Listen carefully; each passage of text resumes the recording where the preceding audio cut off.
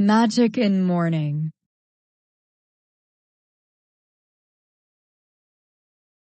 In the heart of Addis Ababa, where the first rays of sunlight bathed the city in golden light, lived an Ethiopian magician named Haile. His unassuming appearance and gentle demeanor belied the extraordinary powers he possessed. To the world, he was known as Mr. Haile Selassie, a humble English teacher at a local school. But to a select few, he was known as the Guardian, a telepathic force working tirelessly to bring peace to both Ethiopia and Nigeria. Haile's day began before the sun rose.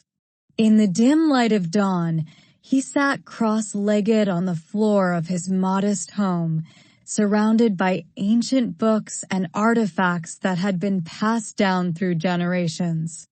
His eyes were closed, and his breathing was deep and rhythmic. The air around him seemed to shimmer as he tapped into the energy that connected him to the world beyond. In his mind's eye, Haile could see the bustling streets of Lagos, Nigeria.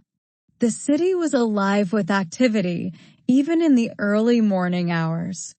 But beneath the surface, there was tension, unrest that threatened to boil over.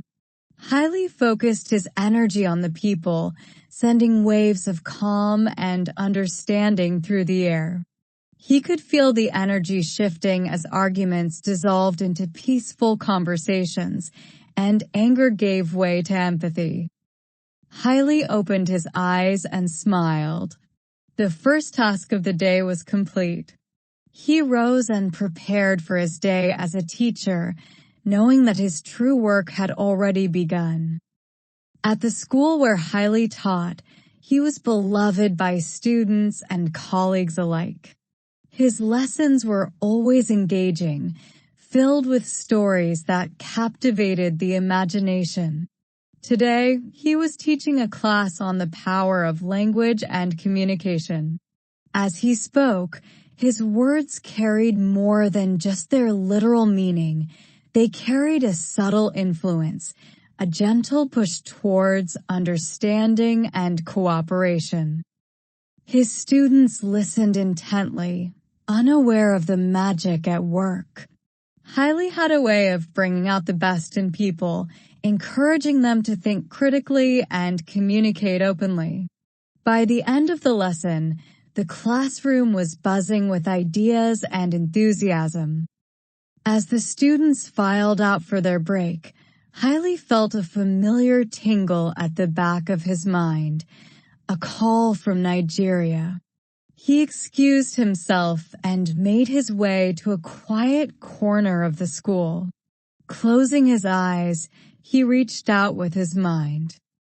In Nigeria, a young man named Chinedu was pacing nervously in his small apartment. He was a community leader, trying to mediate a conflict between two rival groups in his neighborhood. The tension was palpable, and he wasn't sure how to proceed. As he sat down, feeling the weight of the situation, he suddenly felt a sense of calm wash over him. Chinedu closed his eyes, and in his mind, he saw a figure standing before him, an Ethiopian man with kind eyes and a reassuring presence. Though they had never met, Chinedu felt as if he knew this man. The figure didn't speak, but Chinedu understood. He saw images of the two groups coming together, not as enemies, but as neighbors with shared goals and dreams. He saw a way forward, a path to peace. When Chinedu opened his eyes, the anxiety was gone. He knew what he needed to do. Back in Ethiopia, Haile continued his day as usual, but his mind was never far from Nigeria. He knew that the peace he had sown in Chinedu's mind would spread, like ripples in a pond. And it did.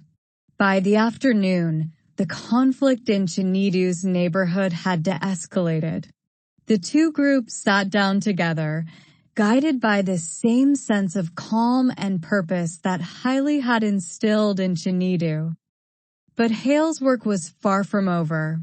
He sensed unrest in another part of Lagos, a disagreement between business partners that was on the verge of turning violent. Without missing a beat, Haile extended his mind once more, weaving a thread of understanding between the two men. The tension eased, and they found common ground, resolving their issues without resorting to violence.